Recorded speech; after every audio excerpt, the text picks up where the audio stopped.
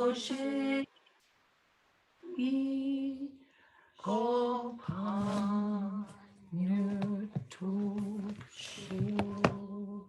and let's do the 5. Let's do the 4 limitless contemplations, not the 5. May all beings have happiness and create the causes of happiness. May they all be free from suffering and creating the causes of suffering. May they find that noble happiness which can never be tainted by suffering. May they attain universal impartial compassion, free of worldly bias towards friends and enemies. Sem jendam je dewa tang de weju tang den pa ju chik, dungal tang dungal chichu tang tra waju chik, dungal mepe dewa tampa tang mindra waju chik, nering chak tang ni tang tra we tang num chenpo la ne pa ju chik. Oh, people are getting thrown off, thrown back on, thrown in, thrown out. We just have to carry on. So today, I'm going to go on with that. Tulku Urgyen's teaching on the ground gives us the tools for this life, which is really important. And then we'll finish off with that particular article. But it's really important to understand that this is the main thing of Tulku Urgyen Rinpoche's teaching, that the ground is the essence, is in all of us, is what everything's made up of. And he says he never gets tired teaching about that. And you teach it in one way, another way, until everybody gets it. And it's really important that we all understand that is. So I'm going to start off. That's all we've got. And we've got to go there, and we've got to really, really, really try and stay there and be in the essence, which then brings out the awareness, which then knows absolutely everything. Shame they're getting bumped off. I don't know why. Okay, so today I want to tell you this beautiful story about a very wise middle-aged Lama. There's a Tibetan teaching tale. It's about a learned and wise middle-aged Lama who received a visionary visit from a powerful dakini, which is the terms Tibetan use to describe sometimes wrathful female goddess-like figures who symbolize the truth revealed. In this case, the dakini is Ekajati herself, a formidable one-eyed, single-breasted protectress of the truth. She was one who really was given the trust to keep the Dharma. She comes to issue a prophecy and tells the Lama that he should take a consort from a neighboring valley. She says that if he does this, he will be able to discover and unearth hidden teachings that will be of inestimable value to subsequent generations of seekers. The Lama listens to what he is told and immediately sends 3 of his monk disciples to seek the consort that Ekajati has described. While they are gone, the Lama keeps vigil in his shrine room, praying and meditating. After a week, the monks return, but they are alone. Where is the prophesied consort I'm waiting for? The Lama asks. We found no one suitable for you, the monks tell him. The only woman we saw was a ragged woodcutter, blind in one eye, wearing tattered clothes, carrying a rusty old sickle with some gnarled branches of firewood on her bent back. She was truly a terrifying woman, certainly not the type who would seem a suitable consort for someone of your sacred nature. That must be her, the Lama says, jumping up in delight. That harpy is none other than the great Dharma protectress Ekajati in human disguise. Please immediately go fetch her and bring her here. The surprised and chagrined disciples are compelled to rush right back out and hunt high and low until they find the woman, who appears to be as wild and crooked as the firewood she carries on her back. When the head Lama sees her, he greets her with open arms and bows with an open heart that is filled with respect and delight. Unlike his students, he recognized the authentic nature of the woman before him and knows a true dakini when he sees one. The master delights in finding this woman to be his true soulmate and consort. The awesome lady, in turn, regally rules his household and inspires everyone who dares to enter her intense presence. As promised, the Lama finds innumerable spiritual treasures, revelations, and teachings, which he shares with Dharma seekers. This lineage of rediscovered ancient teaching treasures remain with us today. And the point of this story, of course, is that the Lama was able to see his own spiritual muse and consort for who she is, only because he was supremely confident in his own judgment and sense of his own mission and purpose in life. He didn't care what others thought. In his search for authentic truth, he had no time for the superficial. He was immune to the deception of appearances. Now, maybe that is Tulku Urgyen's main point, that what do we do if we are deceived about appearances? We see things in terms of our karmic conditioning, in terms of everything that we have. We never see it as it is. Now, once you touch the ground and the essence, once you touch Samanta Bhadra within you, you start to see everything just as it is. And that might be very, very, very different from what we see. Doesn't mean when things are bad that we don't try and pray for things and make them better. But that story is really, really important. And this morning I was thinking to myself, consider the difference between people born into these teachings and those born into material, psychological, intellectual, emotional, earthly lives. The one is right there and able to see things for what they are. And the second, we have to plow through the work of cleaning up the garbage before getting there. Hard work to change our conditioning and to see it for what it really is.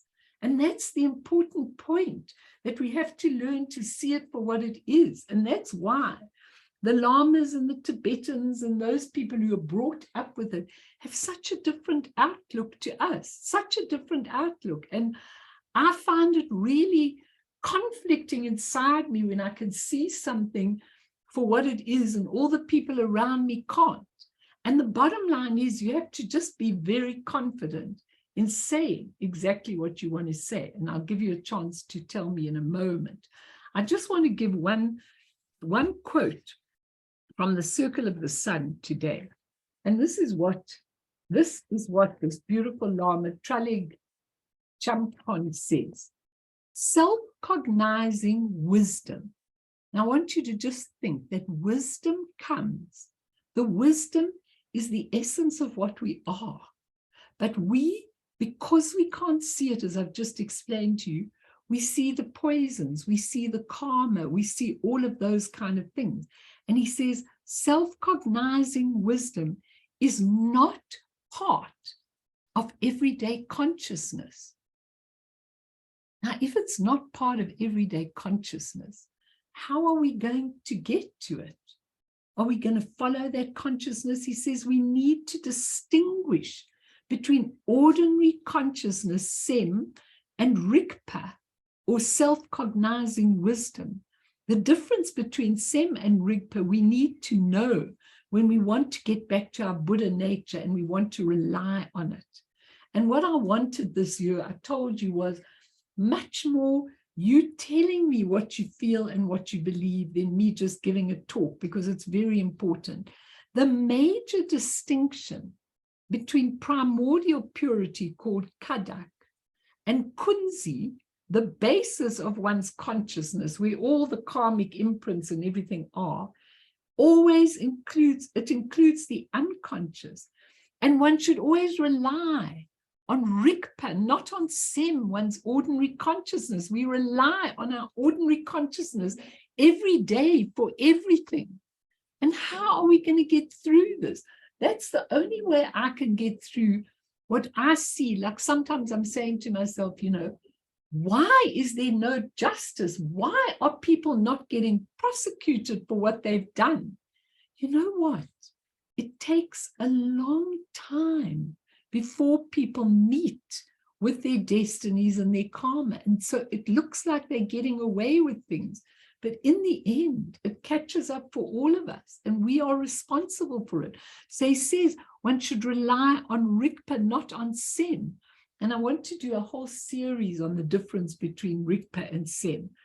The ordinary states of consciousness are the source of one's perception and one's erroneous behavior. And Rigpa is illuminating and can guide us on the right path. So I just want to say there are two distinct aspects of wisdom. One, wisdom which apprehends the ultimate reality. So wisdom which knows the ultimate reality of everything. And so you're not hung up and caught up in the relative reality of whatever you're going through. And wisdom which apprehends the nature of all things.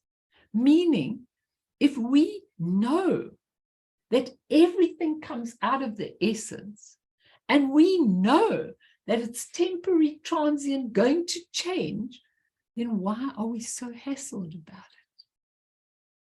It's very important. And he says that Rigpa is illuminating and can guide us on the right path. Okay, Sem, he says, Sem, the ordinary consciousness, is the origin of all one's turmoil, frustration, suffering, misery. The potential for liberation is only there because of Rigpa. Whether or not we succeed in spiritual practice depends on our ability to apprehend self-existing awareness. Now, don't mix that up with the awareness of the ordinary consciousness.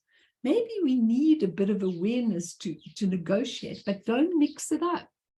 Because what we're talking about here is the actual ability of self-existing awareness, which means self-existing awareness means it always was there, it always will be there, it always is there, it will be there in the future, it is there. And we have to find it and follow it. It's really important that we do. So, Bern, let's just go back. We're going back to Tulku Urgyen's ground stuff, and we're going to finish it off today and then go on to another subject next time. So just give us that poem that everybody wanted. I just want to put this out of the sun. Okay, so let's look at this poem which Bernard got, and let's read it together. Read it to yourself as well. The ground to be understood is the all-pervasive Sugata essence. Sugata means the Buddha essence. It's uncompounded, not made up of causes and causes, luminous and empty. It's just a natural state of awareness. Beyond confusing and liberation, it's completely quiescent, like space. It's just calm and quiescent.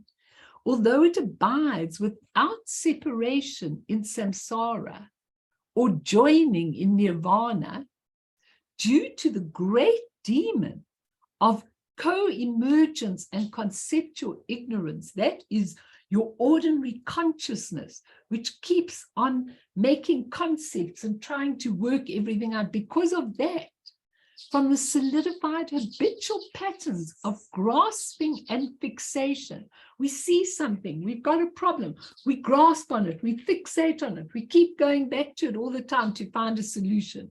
Meanwhile, the solution is already there, inherent. If we just allow it to be, we might have to put a plug in, we might have to do one or two things, but then it's all there. And this different perception of the worlds and inhabitants, the 6 classes of beings, appeared as a dream. So are we really here? I was sitting next to a lovely woman on the aeroplane, and she said to me, she worked for the municipality, she's doing an LLB, and she said to me, but Melanie, why are people so greedy in all these nations? And I said, because they have a hungry ghost mentality, which means they can never get satisfied. And so That's what we mean. The 6 classes of being appeared as a dream. One moment of knowing that that dream doesn't exist really, and you're out of the hungry ghost realm. The hungry ghost can never get satisfied, and that's what we've got here. Although this is so, you have never moved and will never move from the original condition of the essence. Endeavor, therefore, in purifying the temporary stains.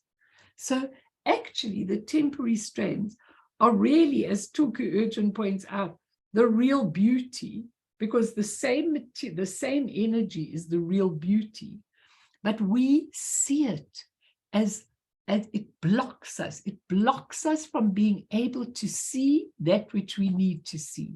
So it's really important. So I don't know if anybody wants to say anything. Then we're going to go back onto the article of all of this. Maybe you want to say something about it. Anyone? But it makes such sense to me, because what are we doing? How many lifetimes are we going to go on and on and on, believing in the permanence and existence of all things when they don't really exist? I mean, we have to get this, because if we don't get it, we can't change everything in our lives. Hi, Mom. Come on. Go for it, Eric. You're the only one who talks. Yeah, you know what? It's the same thing. We keep on repeating it, but yet obviously, it takes it into our, our lives. But the problem is we're only familiar. Yes, I'm speaking for all of us. We're only familiar with the coarse mind. We've only ever been introduced to our coarse awareness, our most gross and superficial aspect of our being. We have no experience, no familiarity with our subtle mind, no familiarity with our divine mind.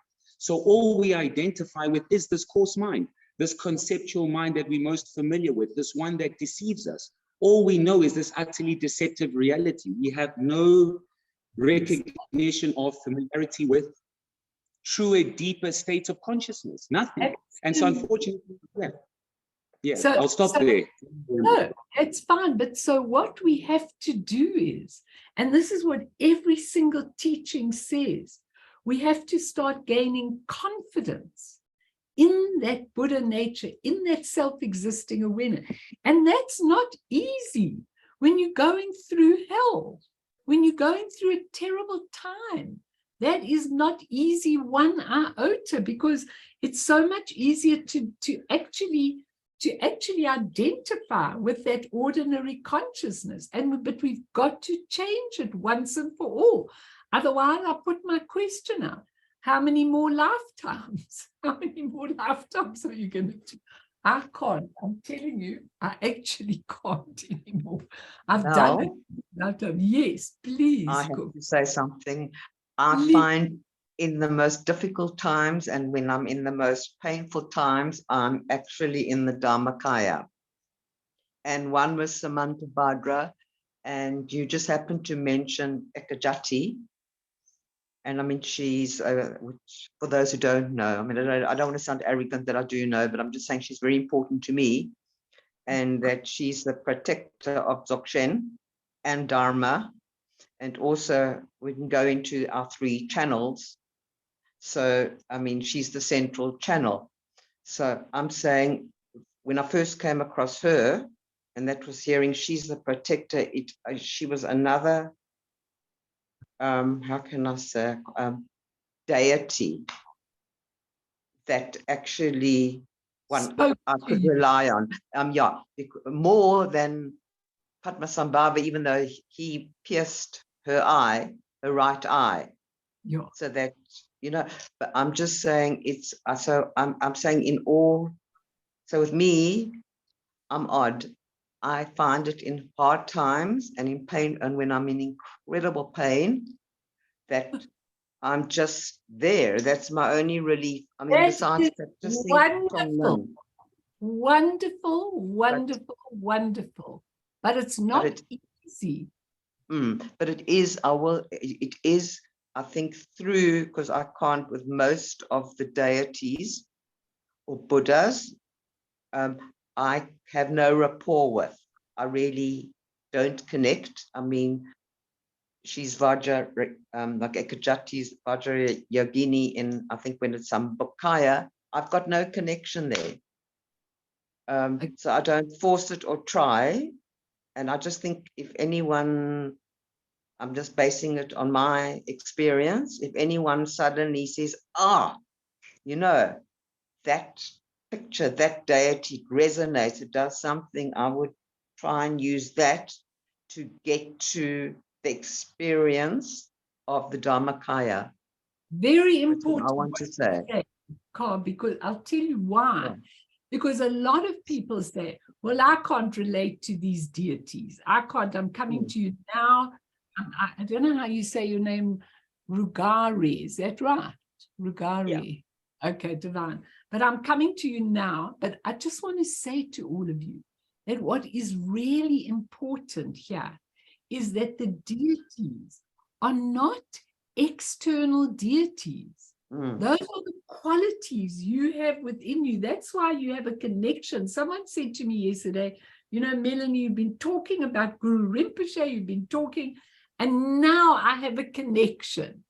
And you know, once you have a connection, the deity is not a deity anymore. It's a quality within you yourself. And I love what Karen's saying, because that is so helpful to all of us.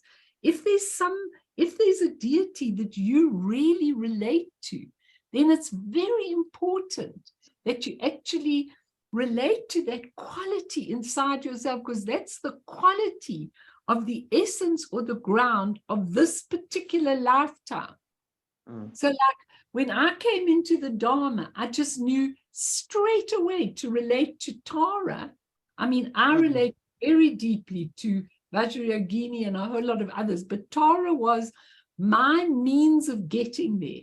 And I never look at Tara there. I always look at Tara here. Swift. She's got to go quickly. She's got that action accomplishment. And I see myself developing like that. So it's absolutely beautiful what you're saying.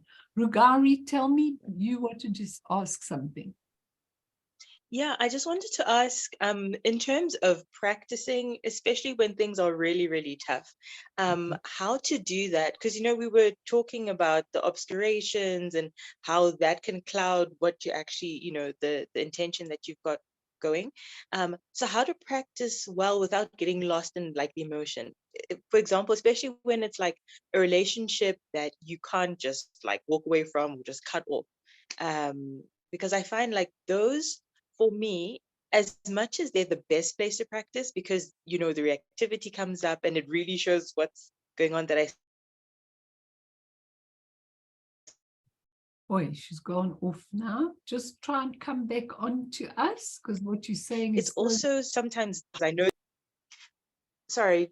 Okay. So yeah, I was just saying how to continue to practice without, you know, the fixation, especially in those really close relationships where, you know, you can't just cut them off. You can't just walk away. It is useful for path because it's revealing what needs to be worked on, but it's harder to not fixate and not get caught up in all the negativity again. You see what you're asking is so vital, because this is what happens to all of us, okay? But what is important is to always remember that the practice is only there as a means to clear up all the negative things and the fixations and the obscuration.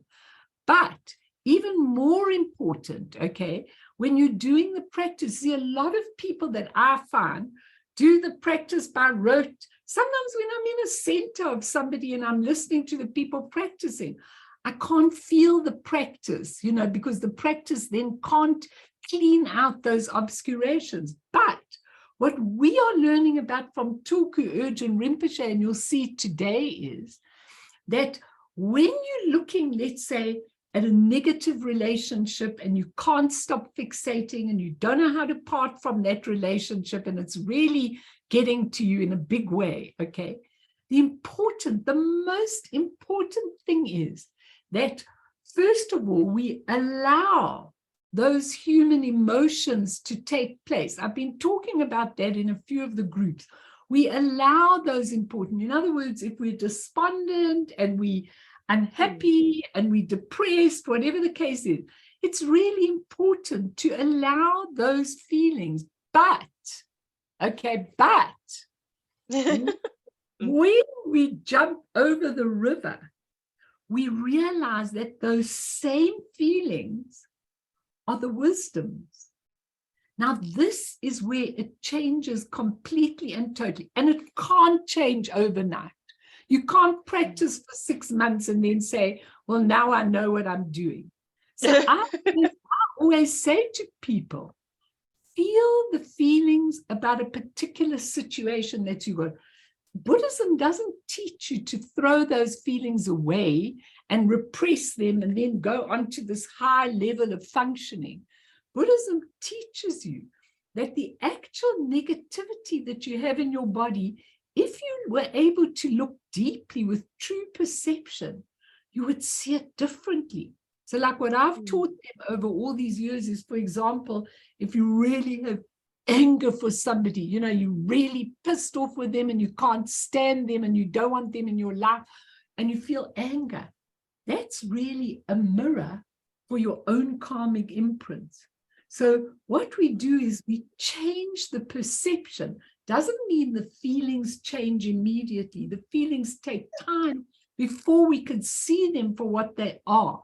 But when I have difficult relationships, as I had this past week, difficult relationships, I force myself to look deeply at what this is showing to me in the mirror.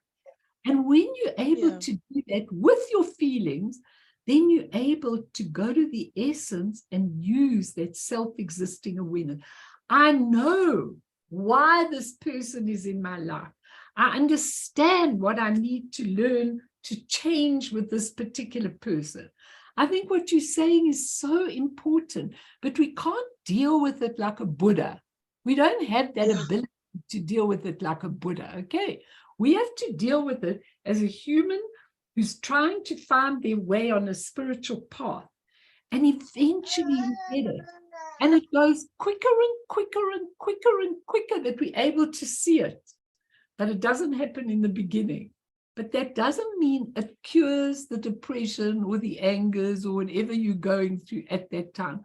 It takes time. But eventually you say, oh my goodness, that hard relationship was the most wonderful turning point for me. And that's where we start the change. And where Karen says the deity is what we relate to, because that's the quality within us that we're trying to really relate to. Shane, people are just bumping off and coming back and bumping off, Bird. It's really awful, this load shedding, because it bumps you off all the time. Anyway, is that okay, Rugari? Do you understand what I'm saying? I do, and thank you. That I really appreciate that, because it's balancing moving forward in practice, but also not pretending like, oh, everything's perfect and repressing it, or trying to be what's not really yet there. Even after years, you still have difficulty looking. But what happens is, with self-existing awareness, you know suddenly what this is about. And when you know what it is about, the feelings start dissolving. It's amazing, but it might have taken you 6 months to know what they're about.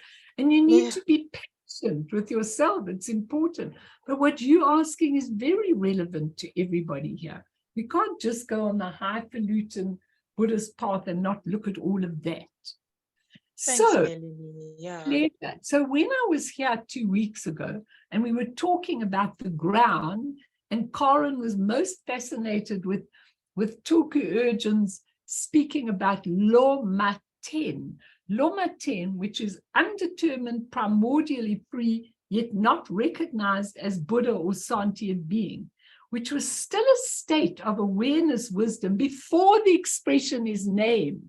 So that Loma Ten is just before before. So in other words, when the expression is still pure, before we put a label on it. That's what he calls lomaten, that we talked about a lot last time. And it's very, very interesting because it's not a state of ignorance, but there is another type of lomaten, which is a vacant state of ignorance where we don't know anything. And some people are in that. But lomaten, in actual fact, in its pure state, is when it's expressed, but it hasn't got a name yet. It hasn't got a name Buddha, and it hasn't got a name sentient being yet. It's still in the process of just in its pure state, and then we're going to name it and put something into it. And that's what lomaten we were talking about.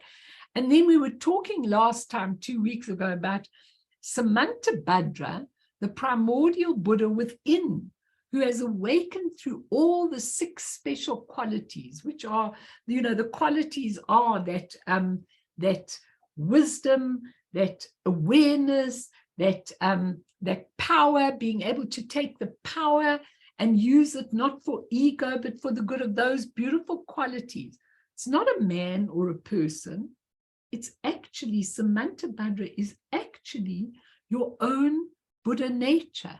And all the emanations, whatever we see, come from Samantabhadra, whether it's the Dharmakaya before being named, or the Sambhogakaya, which is on a higher luminous level, or the Nirmanakaya, emanations and re-emanations, which are the expression of awareness, wisdom, and appearances unfold from the expression of awareness. If we remember this, so important when you're in a difficult situation. And when we know this for sure, like in answer to Rugare's question, when we know this for sure, that everything comes out of the essence, that it gets expressed at different levels that we can relate to, okay, then we realize that all expressions, all difficult things, all negative emotions, all thoughts, all difficult people we meet are pure ultimately.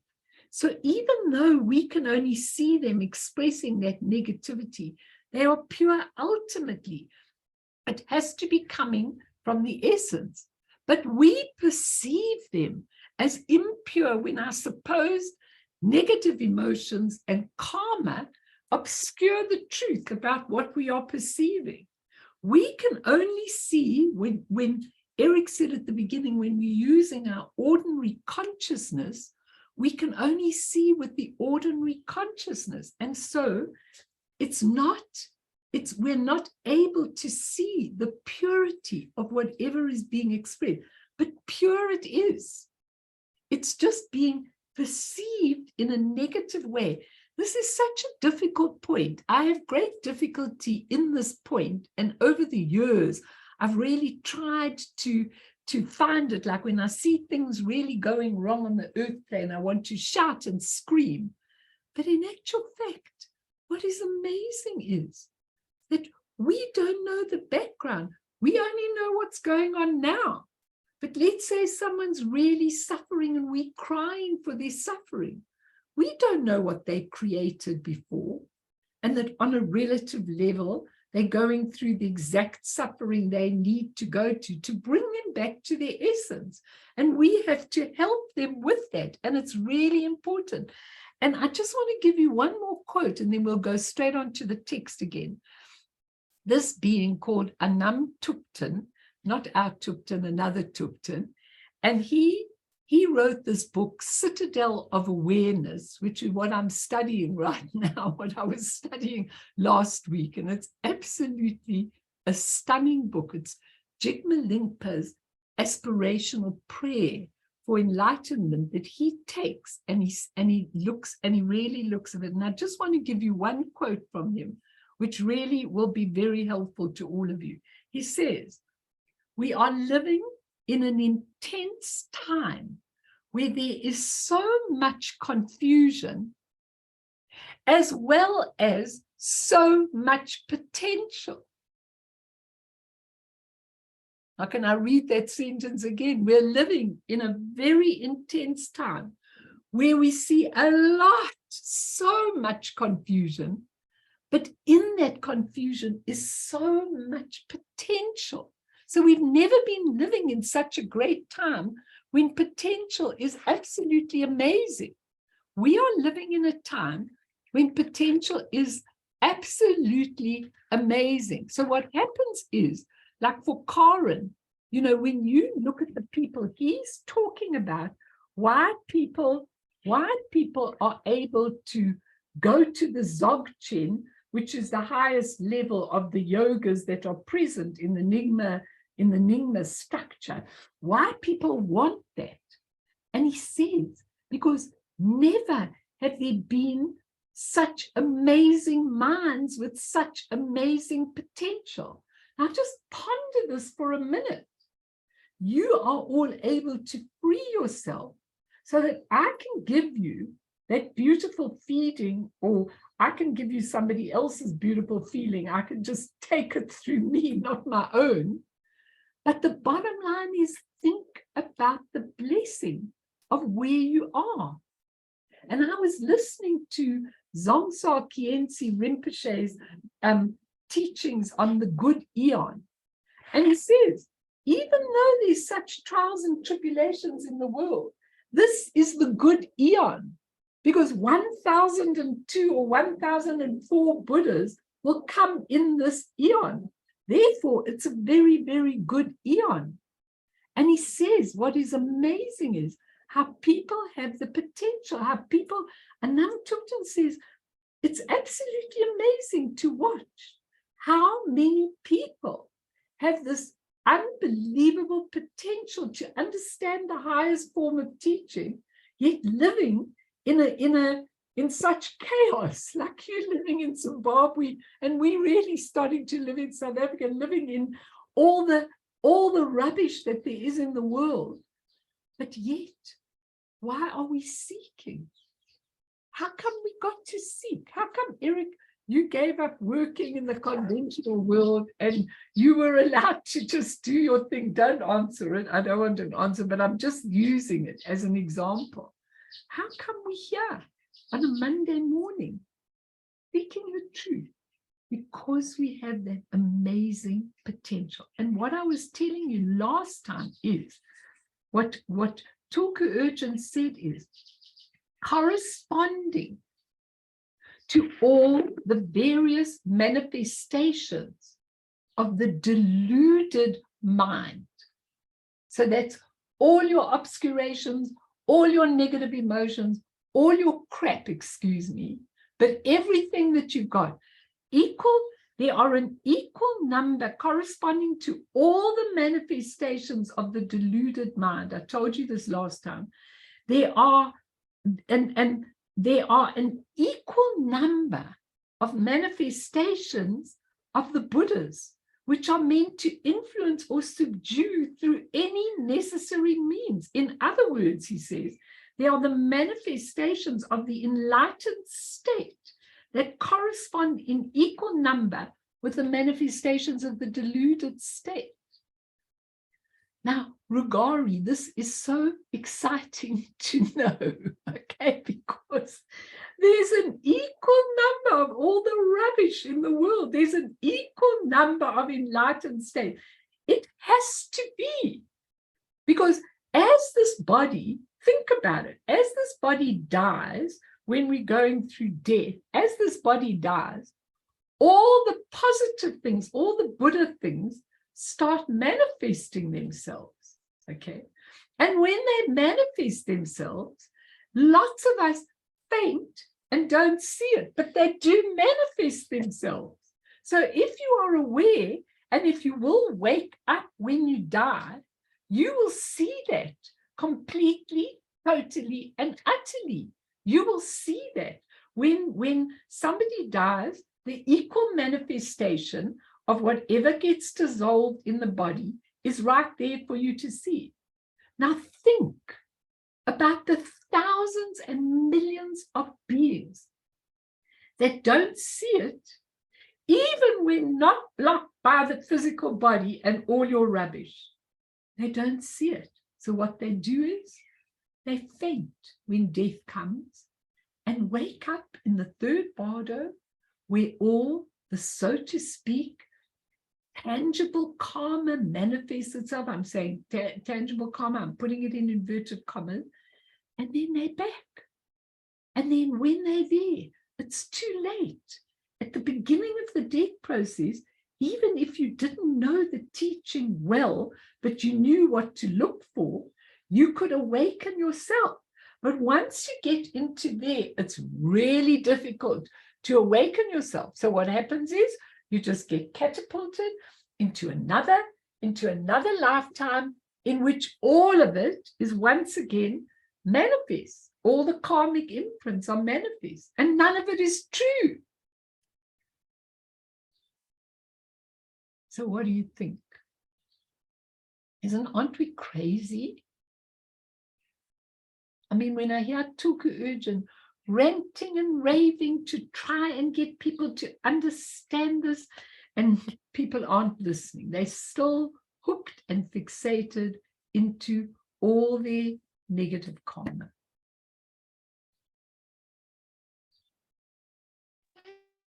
Unbelievable.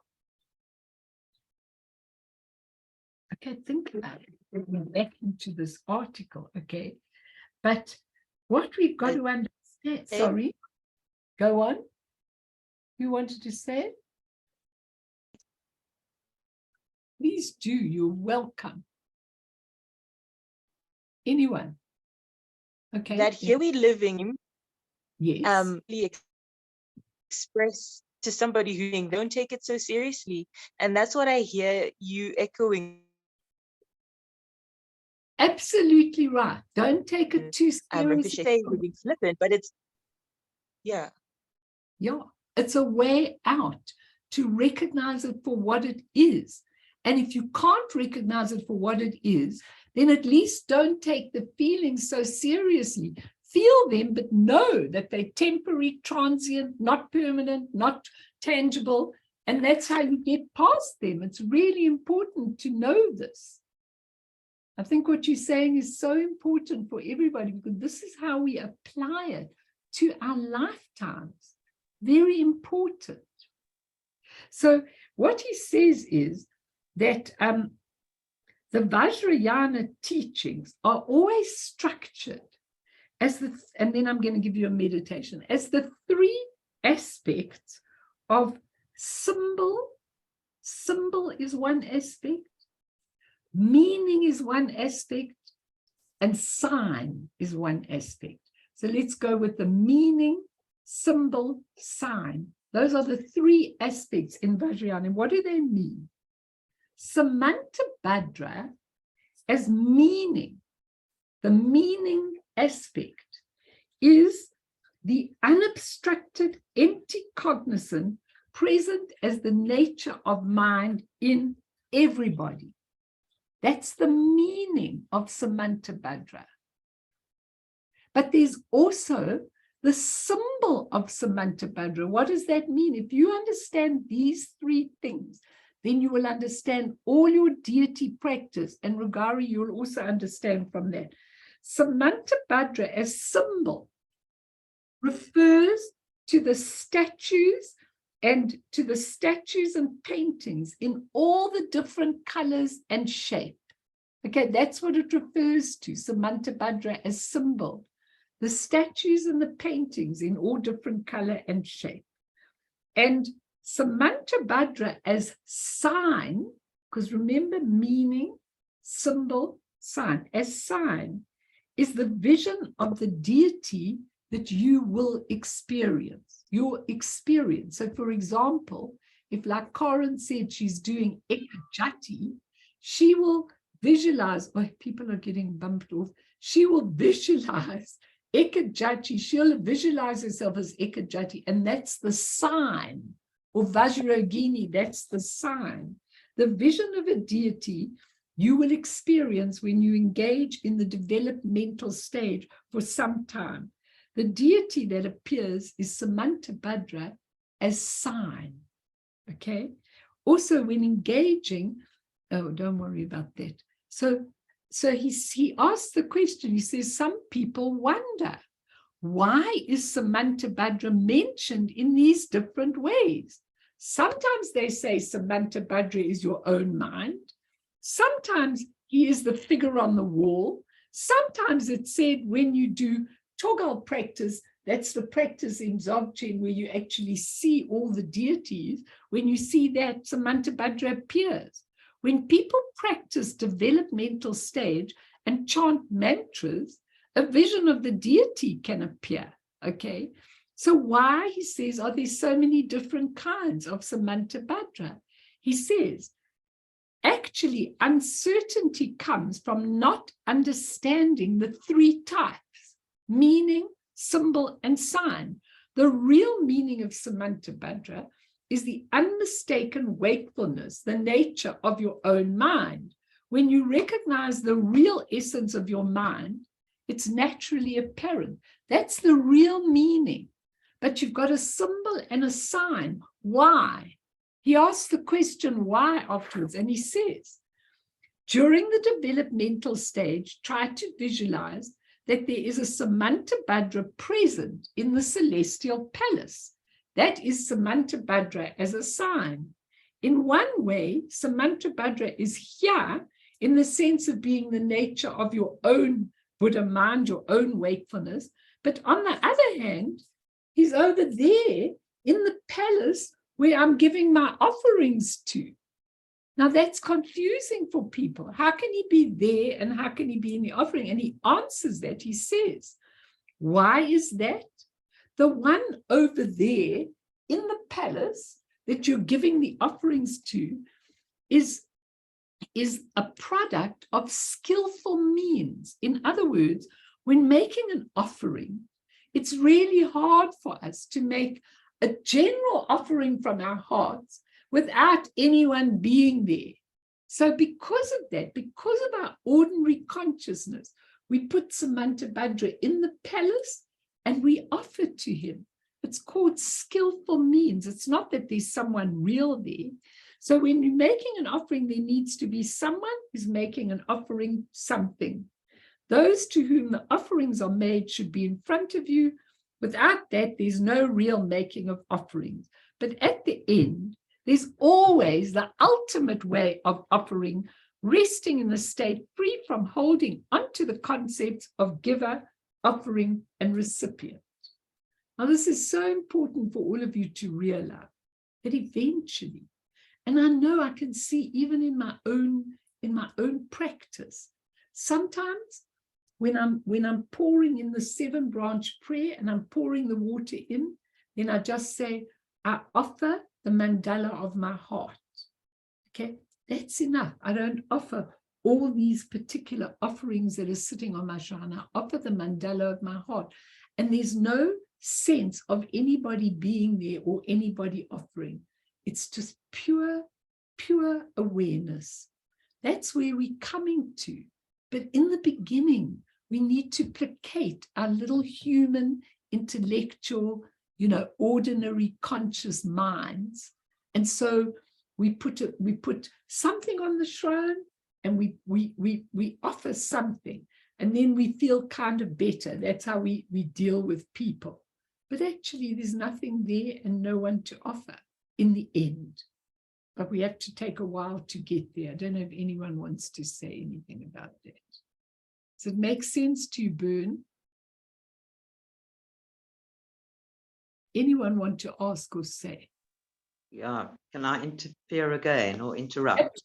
You absolutely can. What you're saying is very I don't know, so that's why I'm asking. When you talk about the meaning and the symbol and the sign, isn't that perhaps, I'm not sure, but it's just striking me that we're talking about the Dharmakaya, the Sambhogakaya, and then the Nirmanakaya.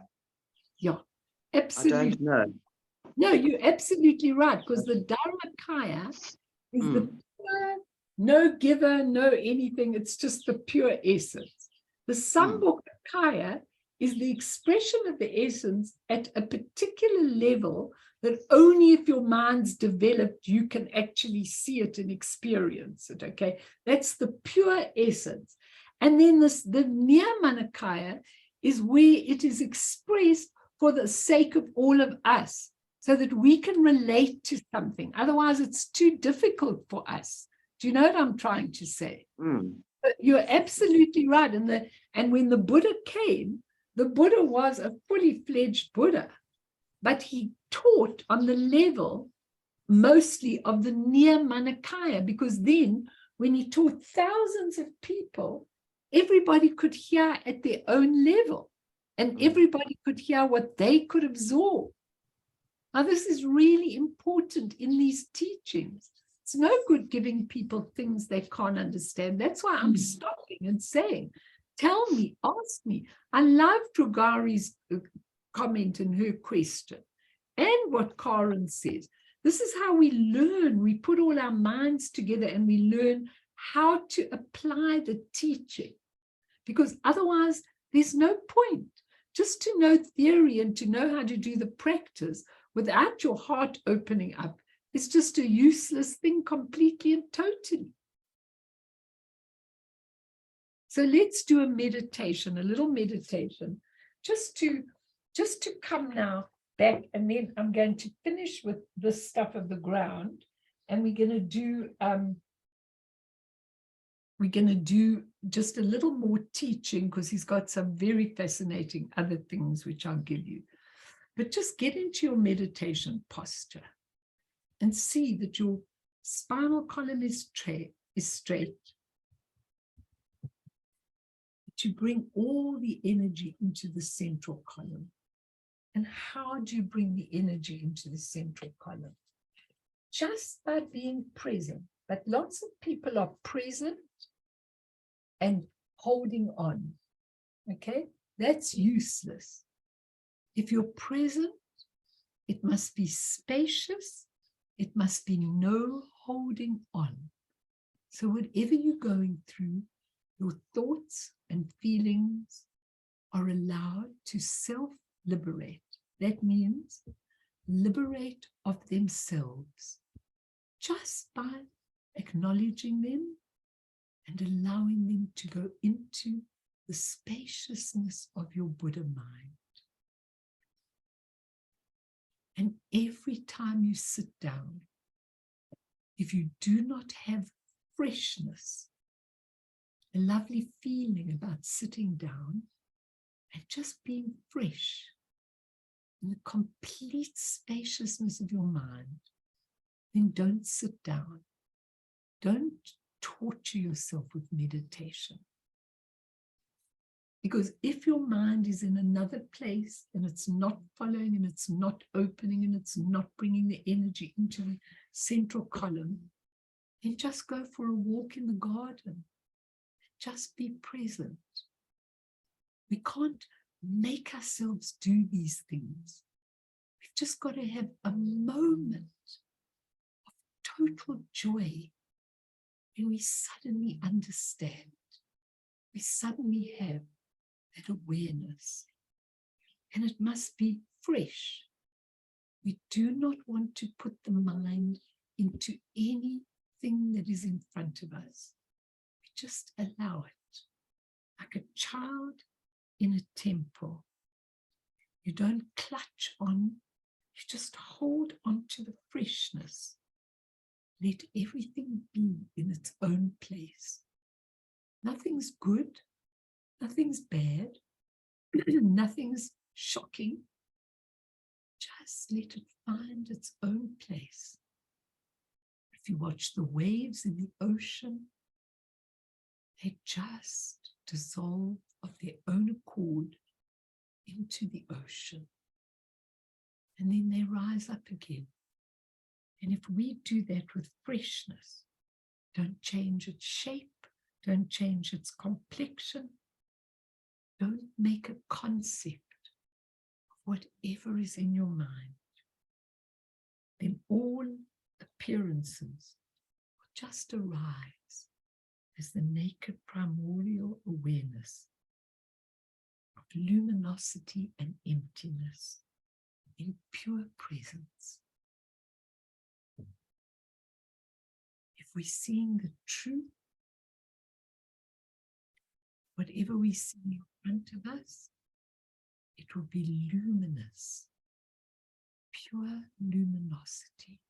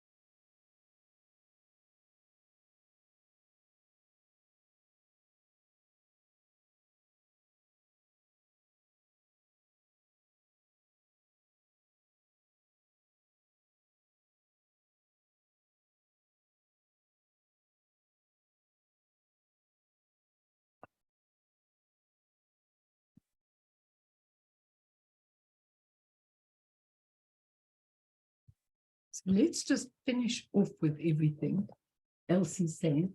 In exactly the same way, the 7-branch prayer that I was discussing with you Australians when I was there in December, the 7-branch prayer, you go, I pay homage, number 1. I make offerings, I pay homage, I make offerings, I ask for forgiveness, I rejoice in the good of what other people are doing. I ask the Buddhas to stay behind and turn the wheel of Dharma. And finally, I dedicate it for all sentient beings. Now, a lot of you may say again, well, what does that mean? That's really about your essence. But until we can actually understand that, it's about your unborn nature. But until we can understand that 7-branch prayer is what cleanses all our habitual attitudes of concepts and our negative emotions. So, for example, when we give actual offerings, we are developing generosity instead of greed. When we pay homage, we might be developing humility instead of arrogance or pride. You know, each one is for those skillful means, but in the end, it's really okay if we offer the mandala of our heart, which is part of everything that there is in the universe, and just do one thing. So the means and the knowledge go together with everything. And depending on where you are, is dependent on what you need to do. Someone asked me coming into my shrine room, but look, you've got all these things, all these offerings. And I say, yes, I do need those offerings. But I'm sure that if I leave this shrine room and I go into another shrine room in another house, I probably won't have all the offerings and all the pictures and all the everything, because I don't seem to really need that. When I'm away, like I was last week, I'm very happy to just look into the ocean. But I think it's really important to be able to have those things until such time as you are absolutely free. Can you all understand that? So all the teachings, all the practices are there to develop that higher nature, that Buddha nature, that awakened nature. And then once it's developed, you can drop them. I mean, I don't think Akon Rinpoche, except when he was sitting and doing teaching like we heard him this morning in the Medicine Buddha prayers, I don't think he practiced, because he used to serve from the early morning until I got my Nondra empowerments from Akon Rinpoche at about 11 o'clock at night by myself. Can you imagine? At Sandy Ling. I mean, he gave it to me for about an hour, all by myself, till midnight. I was dropping, and he was as alive as can be. Now, that was his practice. So he didn't need to sit and do all the practices I needed to sit and do. That's why he was giving it to me. When we understand that, it's amazing, because eventually, that's why the Buddha said, eventually, it's really important that you don't need all these things. You can drop the raft once you cross the ocean, once you get to that confidence in the self-existing awareness. You don't need to do half the practice. You're just there all the time.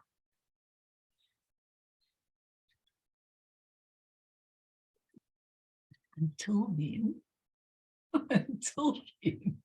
it's really important that we do. And I certainly do. When I was with my family now in Cape Town, and my son would say, "Why can't you come for breakfast at 8:30?" I go, no, I can't come for breakfast at 8:30. I can come at 10, okay, not at 8:30, because he was leaving me in my room for a while. And that's non-negotiable. And for me, it's crossing the pathway to get there. And it's really important that we do that in the beginning, and eventually we don't have to do that. But at least we need to do a half an hour's practice to try and get there, because otherwise the ordinary consciousness takes over all the time.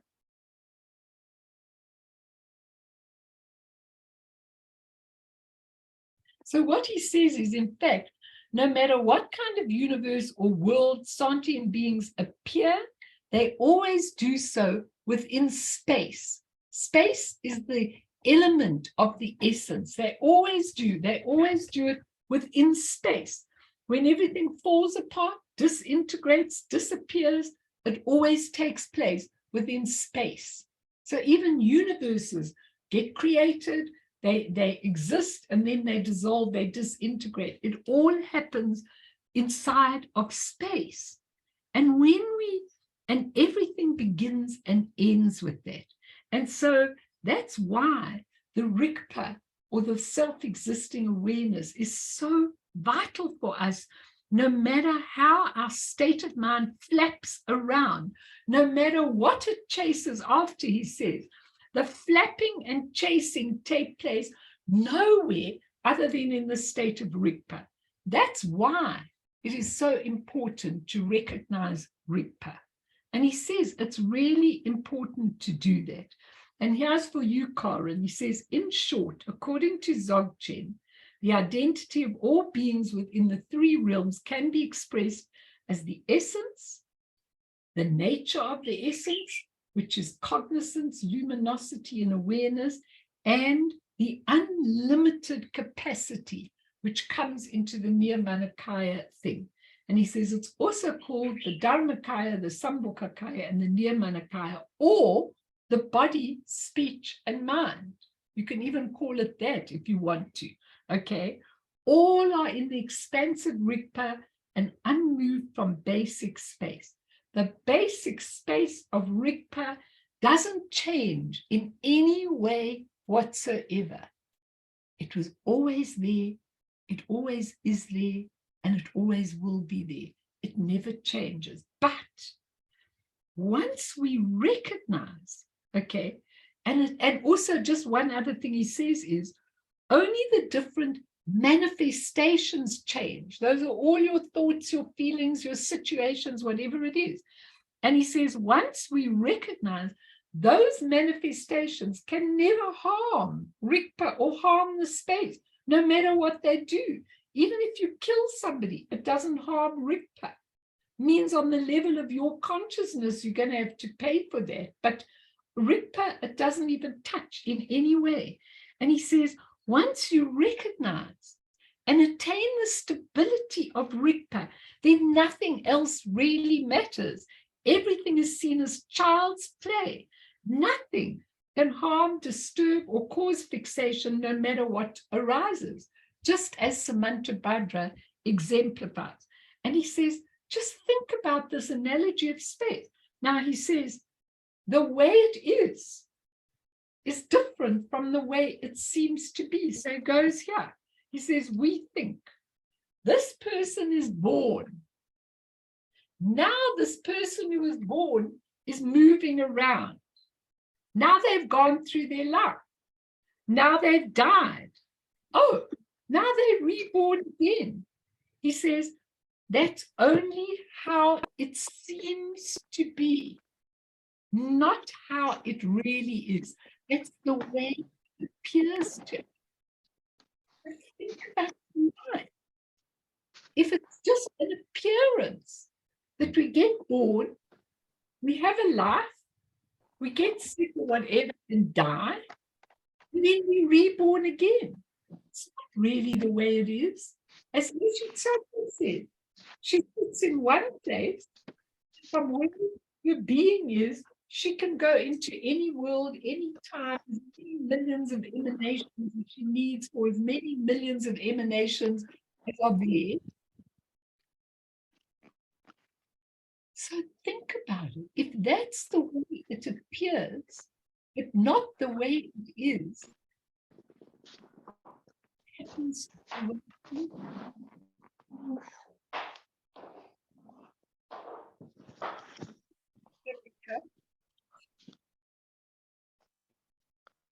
Ned, come on, I want to hear what you say about that. If it's just the way it seems, but not the way it really is, there a temporary drama going on that we are paying so much attention to that we don't know anything else? What? It's all deluded that there are myriad differences, worlds, experiences, the non-deluded space of Rigpa is no increase. What does this mean to you guys? What does it mean to you?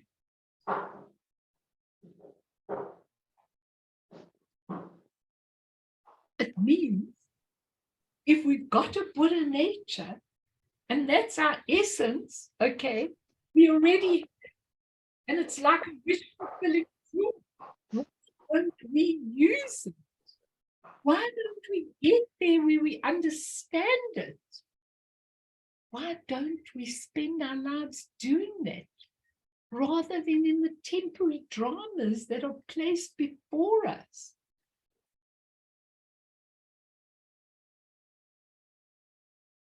And you know what? Mel? Please, Eric. I don't know. Well, it's the same thing. I don't mind repeating it because it's not going to hurt anybody to hear valuable information more than once. Again, if we want to know something, we might want to examine it, investigate it, inquire a little bit, seek to fathom it, right? And so the problem always comes down to we take things on appearance alone. We take things on face value alone. You appear to be over there, I appear to be over here. I'm trying to convince my dad, you're not really over there, I'm not really over here. And he signs me up for a mental institution and then they drag me till the cows come home. So it's very hard to explain to people that, look, things are not the way they appear. They're like, get out of here. Don't tell me that you're not over there and I'm not over here. And so the problem is we don't examine. We just don't examine. If we do examine, like we say, we will actually find that there's nothing in the way of appearance that is not mind, okay, that isn't mind. There's nothing you're experiencing right now that isn't mind. To me is 100% true, but I am not interested in hearing a dissertation from you, Eric. Tell me how it affects you, because that's what's important, because Tulku Urgyen has said it all. So you're absolutely right, but if you make a statement, everything is mind, then if I was sitting in the audience, I'd go like, yeah, everything's mine, so what the hell? Tell me how it affects you, because that's what I want in the discussion, not theory. There's plenty of theory here that I'm giving, but I want a discussion of how it affects you, your own experience of it. That's what I want to give these dissertations. And yes, one day you'll definitely be teaching audiences, I'm sure big audiences and everything. But right now, you need to help people to give your experience. Like when Karen opens up, she always gives her own experiences of it. She doesn't give the theory. And that is so useful for all of us. Do you understand what I'm saying? It's not a critique of what you're saying is 100% true. But I don't know what it means to say everything is mine. That's what we read. Okay. But what is All right. All right. It means every time you experience anything, any appearance that arises to you right now, visual appearance. Sorry? I've lost the sound. Every time tell me. No, sorry, no, I keep on losing the audio. So for me now, there's nothing I'm seeing independent of my mind. So I think I'm seeing an objective, whatever, blue here, right? It's everything that arises to me in the way of appearance, I need to understand, and I do understand now that it is all mind. And what I mean by that, sorry, I can't hear you, the audio cuts from coming your end. I don't know if you hear me clearly, but the point is, everything I touch is unique to me. When I feel something cold or smooth or fluid, it's totally unique to me. Everything I see is 100% unique to me. Everything I smell, everything I taste, everything I hear is 100% unique to me. There's nothing that I'm experiencing here that's independent of my mind. It appears as if there are objective sounds, tastes, tactile sensations out there. But the truth is there's nothing out there. How does it help you in your life? Because what you're saying is true. But you know what, Eric, I'm waiting for the day when something plops, and then you're going to come and give me your real experiences. Okay, it's not that what you're saying is it's 100% true, but I want to know from people here, I want to know what it is that it affects them. How does it help you to know that it's an expression of the essence?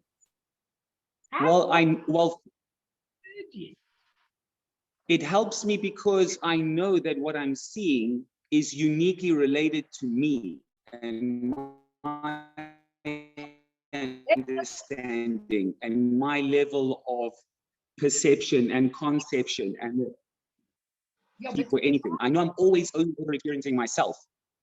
So, I mean, there won't be anyone to blame. The finger will never come out. Oh, that's why I'm unhappy. That's why I'm happy. It'll always be, this is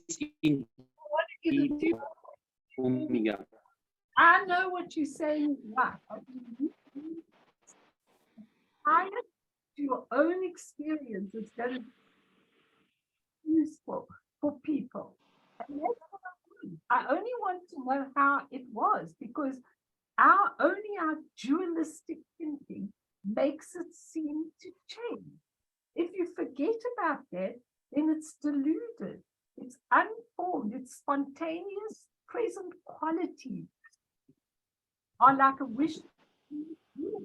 And it's now, I want to tell you, and this is especially for you, Eric, before the rest of you get bumped off, okay, that this is a beautiful expression that Tulku Urgyen did. He said, Gut Sanpo Gompo Dorje once said, sometimes Samantabhadra is the wakefulness of empty cognizance, which is wide open and more immense than space. But sometimes it's emptiness, which is a form with a face, arms, and brilliant blue color. The meaning is Rikpa. Rikpa. Right now listen what he says, which is so shocking. the falsity of all the words of the 84,000 descriptions, the falsity of all of those words is exposed. Leave it like that. That's it. He says, try to slowly understand these words. They are actually mind-blowing. So what he's saying is that even all the teachings of the 84,000 dharmas, okay, are false unless we can take it and apply it to our inner Rigpa. Otherwise, what is the use of it? We know another theory. I've been learning theories since I actually started this life. I've been learning theories at school, at university. I've been learning all these theories. What he's saying is the falsity of the 84,000 Dharma words. Now, Tulku Urgyen says this, and it's amazing because what we've got to do is we've got to go beyond the theory.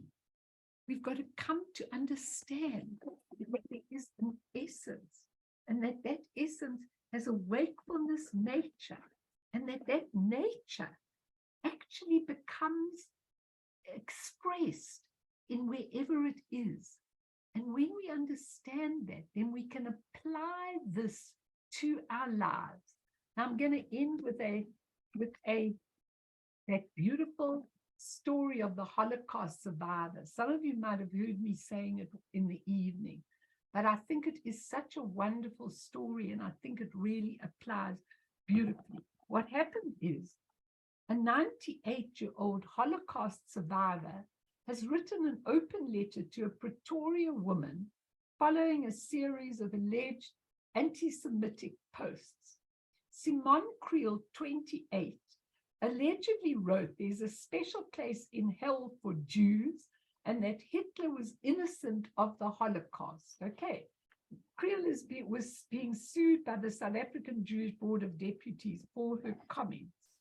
But what this beautiful 98 survivor did was she took her experience and she applied it to her life in a most amazing way. Shame, I'm sorry, all the people that have been bumped off will have to get the recording, which is still going. So what happened was her name was Ella Blumenthal, and she had been liberated from the Bergen-Belsen concentration camp at the end of World War II in 1945. Writes, and I'm going to tell you what she wrote, because instead of going into the fight and saying, how could you say this? This was her letter. Dear Simon, I was so saddened to hear of your comments. Saddened because I was about your age in 1945 when I was liberated from that pit of hell they called Bergen-Belsen. I'd lost everything that I ever had. I'd lost almost everyone that I'd ever loved. I, like millions of others, had fallen victim to the vicious propaganda machine the Nazis relied on to advance their evil agenda. Today they call propaganda fake news, but it's the same thing, and it's no less virulent or dangerous. Simon, the link you saw was fake news. It was a lie. I know this because I lived the truth, and I've carried it with me in my heart for more than 7 decades. You see, Simon, you can never forget what I saw, what I endured, and what I survived. I am sad because, like me, you too were a victim of lies that seek to breed hatred and disgust, lies that seek to divide us and make us fearful of one another.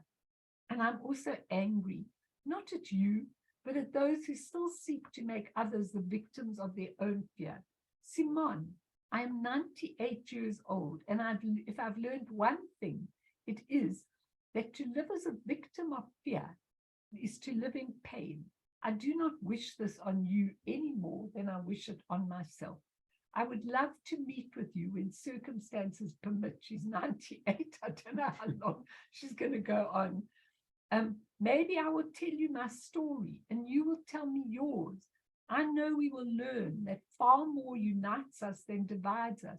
And maybe together, Simon, we will find a way to shine light into our fractured world. I send you my love, Ella Blumenthal.